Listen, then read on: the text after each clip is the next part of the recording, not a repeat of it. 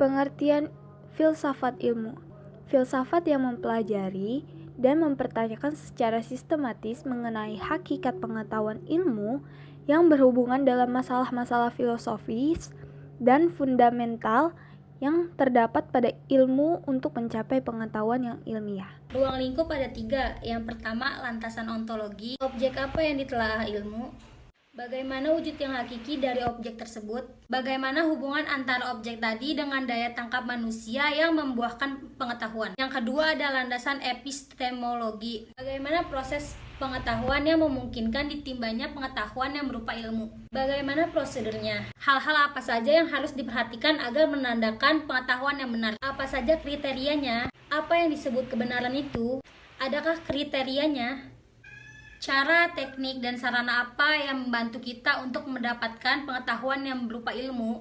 Yang ketiga ada landasan aksiologis. Untuk apa pengetahuan yang berupa ilmu itu dipergunakan?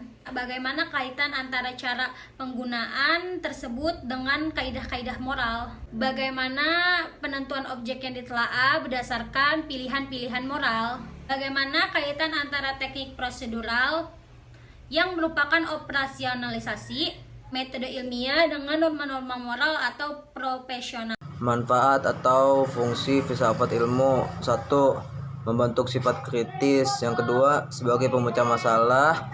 Yang ketiga, membantu kemampuan analisis.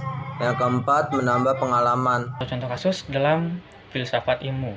Yang pertama ada ontologi. Nah, ontologi ini adalah sebuah ilmu yang meneliti segala sesuatu yang ada, atau kasusnya yaitu Anda memiliki sebuah rumah. Nah, rumah itu sudah tua dan butuh direnovasi. Nah, saat sudah renovasi pasti ada yang namanya perubahan fisik yang dialami oleh rumah Anda tersebut.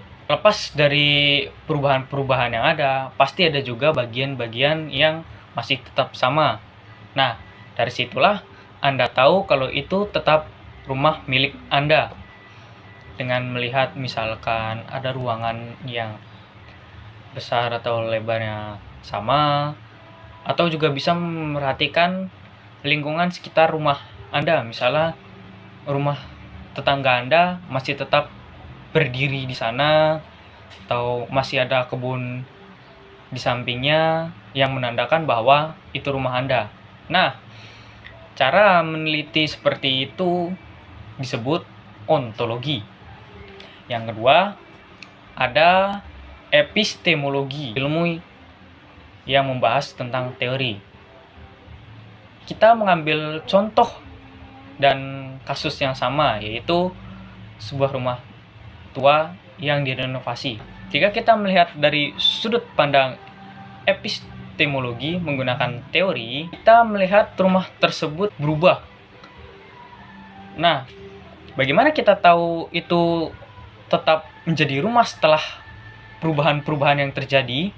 Itu dengan menggunakan teori.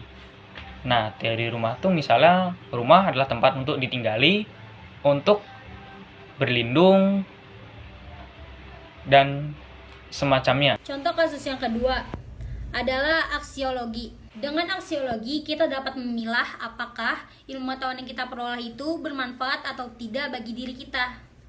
Maka jika kita masih membahas mengenai ilmu pengetahuan tentang rumah seperti sebelumnya, maka dengan aksiologi kita mencoba untuk mengetahui apakah rumah dapat memberi manfaat atau tidak bagi kehidupan kita sehari-hari.